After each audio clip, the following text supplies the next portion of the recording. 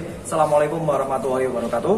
Perkenalkan, nama saya Irfan Setiawan dari PTMO Reguler B Universitas IPET Semarang. Nah, pada video kali ini saya telah melakukan observasi tentang sistem kemudi, rem, dan suspensi. Nah, pada video berikut saya akan sedikit menjelaskan tentang kemudi, sistem kemudi, suspensi, dan juga sistem rem. Nah, kita mulai dari sistem kemudi terlebih dahulu. Pada tenor di belakang saya ini adalah sistem kemudi yang sudah menggunakan liquid power steering. Nah, pada komponen-komponen ini memiliki berbagai fungsi agar power steering bisa bekerja dengan sempurna. Sebelumnya, power steering itu fungsinya apa sih? Fungsinya untuk meringankan kerja seorang driver atau user pengguna mobil saat menggerakkan roda pada kemudi. Biasanya pada yang model-model universal itu masih menggunakan rack and pinion, jadi mengandalkan tenaga dari sang pengemudi untuk menggerakkan steering linkage, jadi mengarahkan roda itu langsung menggunakan tenaga dari sang sopir. Akibatnya pengemudi akan mudah kelelahan, apalagi saat perjalanan jauh dan juga membawa beban yang berat.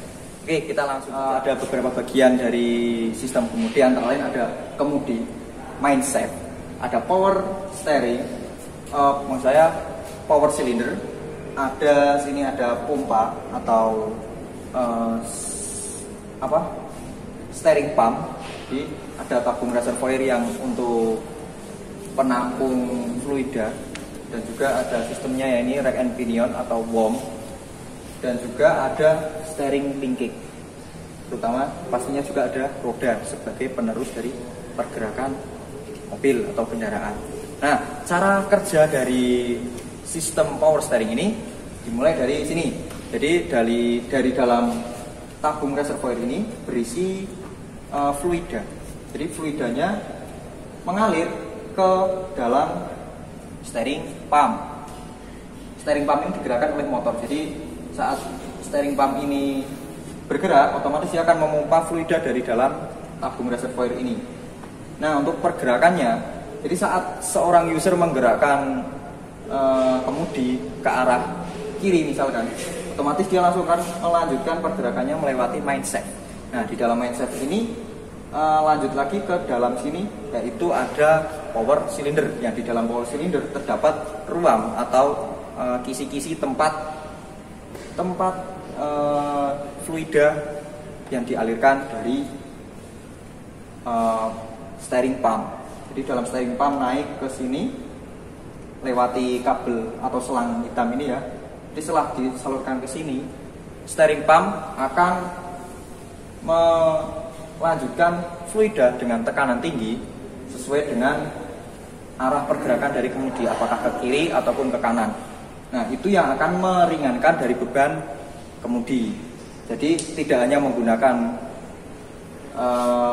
worm ataupun gear yang ada di sini, tapi dia menggunakan fluida sebagai bantuan dorongan untuk menggerakkan steering linkage pada roda. Jadi seperti itu. Nah, dari keuntungan menggunakan power steering ini, jadi pastinya pergerakan roda akan lebih mudah dan ringan karena dia dibantu dengan fluida. Terus perawatannya pasti juga akan lebih simpel lagi ya, tidak usah membuka sana sini, dan juga tentunya tidak akan cepat lelah. Tapi dari beberapa keuntungan tersebut ada beberapa kerugian, antara lain pastinya terdapat perawatan yang lebih rumit lagi, dan juga biaya yang dikeluarkan pasti lebih tinggi. Nah, untuk perawatannya agar meminimalisir terjadinya kerusakan yang fatal, antara lain saat kendaraan parkir, jangan sekali-kali parkir dalam keadaan roda berbelok atau dalam kondisi tempat yang miring. Itu akan membebani salah satu ruang pada power cylinder. Itu akan bermasalah, bisa bocor ataupun fluida tidak akan bergerak secara semestinya. Terus jangan melewati jalan yang bergelombang. Terus lagi ada pemeriksaan pada fluida. Jadi fluidanya diperiksa secara rutin sekitar 10.000 km. Nah, itu untuk yang sistem kemudi power steering. Kita lanjut ke sistem suspensi. Jadi suspensi ini menggunakan suspensi biasa ya, masih menggunakan ulir atau spiral. Jadi di dalam suspensi ini terdapat piston dan juga as shockbreaker ya biasanya. Jadi di dalam piston ini terdapat tekanan dari fluida. Fungsi dari suspensi ini untuk meredam getaran ataupun meredam goncangan yang terjadi akibat roda yang melewati jalan bergelombang. Jadi untuk perawatannya sangatlah mudah untuk suspensi model seperti ini. Jadi periksalah pada seal dan juga pada ulir-ulirnya apakah terjadi kerusakan ataupun pada sealnya terjadi kebocoran atau tidak.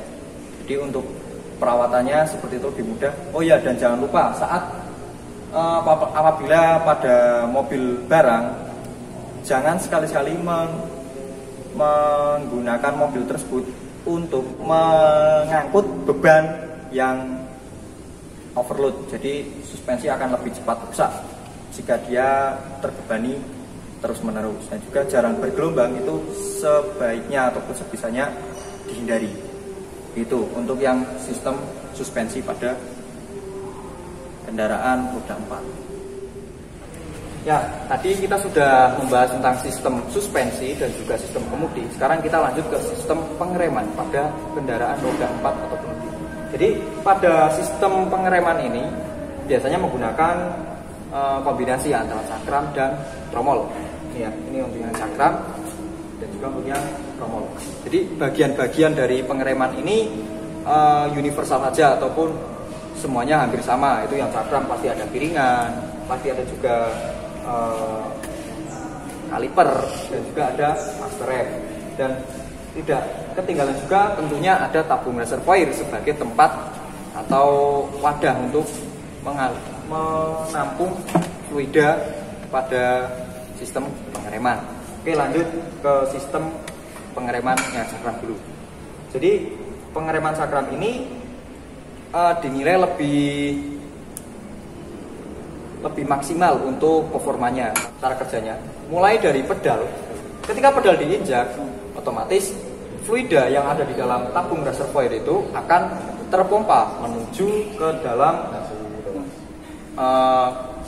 master rem. Jadi dalam master rem tersebut terjadi tekanan yang menyebabkan kampas pada rem cakram ini menutup, sehingga tekanan yang mengakibatkan kampas menutup menyebabkan perputaran pada roda terhenti karena karena kampasnya menjepit cakram yang sedang bergerak.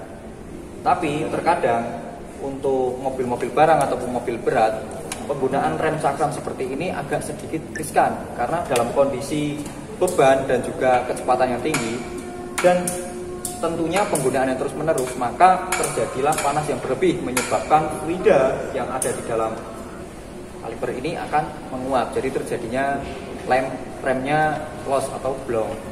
Nah, lanjut ke rem yang model tromol. Jadi kalau yang tromol ini malah lebih universal dan simple.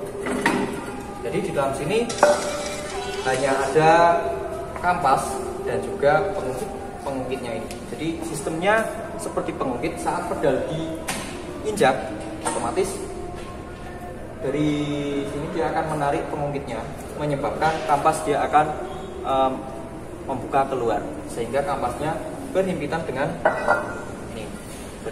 mangkok tromolnya. Jadi roda akan berhenti. Nah, untuk yang pengereman seperti ini dinilai lebih aman dan efisien, tapi untuk daya cengkramnya pasti lebih kuat yang cakram. Untuk perawatan kedua model ini sama saja. Untuk yang model cakram kita hanya perlu membersihkan dan pengecekan pada ketebalan kampas. Kalau yang untuk yang cakram kita juga sama, membersihkan kampas, melihat kondisi piringan seperti apa, apakah masih fungsi ataupun masih layak atau tidak. Dan juga satu lagi untuk yang cakram, pengecekan pada tabung reservoir, apakah fluidanya masih ada atau jangan-jangan tersumbat ataupun tidak mengalir dengan sempurna. Jadi tekanannya harus tetap dijaga. Seperti itu.